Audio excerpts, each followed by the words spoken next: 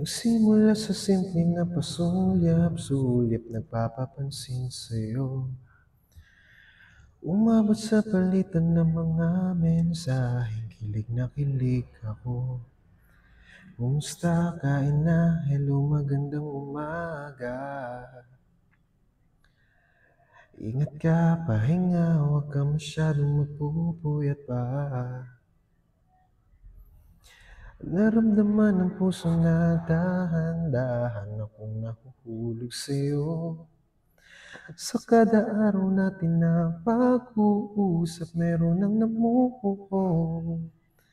Ngunit di ko na alam kung anong patutunguhan.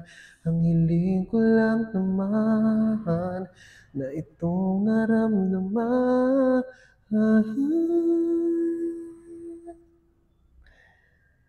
Sana, sana naman ay mapagbigyan at mapapakinggan ang tibok ng puso ko sa'yo lang naramdaman ang tunay na kaligayahan. Sana, sana naman mapagbigyan ng tibok ng puso.